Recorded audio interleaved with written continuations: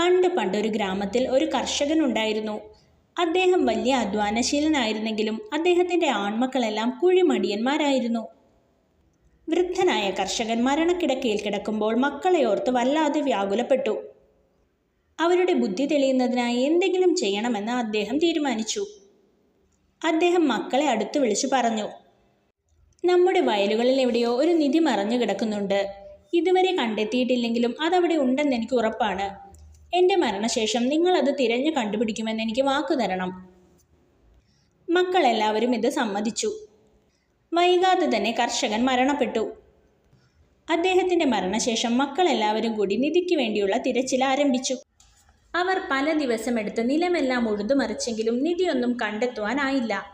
അപ്പോഴേക്കും വയലിൽ വിത്ത് വിതയ്ക്കേണ്ട സമയമായി. അവർ വിത്ത് വിതച്ചു. വിളവെടുത്തതിന് ശേഷം അവർ വീണ്ടും നിലമെല്ലാം ഉഴുതുമറിച്ച് നിധിക്കായുള്ള തിരച്ചിൽ തുടർന്നു. വർഷങ്ങളോളം അവർ ഈ പ്രവൃത്തി ആവർത്തിച്ചുകൊണ്ടേയിരുന്നു. എന്നാലും നിധിയൊന്നും കണ്ടെത്തുവാനായില്ല. നിരാശയോടെ അവർ നിധിക്കായുള്ള തിരച്ചിൽ അവസാനിപ്പിക്കുവാൻ തീരുമാനിച്ചു.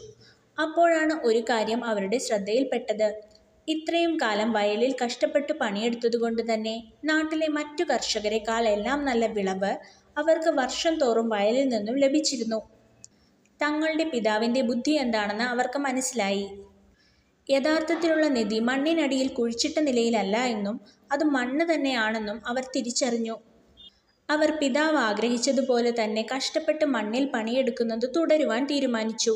അങ്ങനെ പിന്നീടുള്ള വർഷങ്ങളിലും അവർക്ക് നല്ല വിളവ് ലഭിക്കുകയും അങ്ങനെ കാലക്രമേണ അവർ വലിയ ധനികരായി തീരുകയും ചെയ്തു.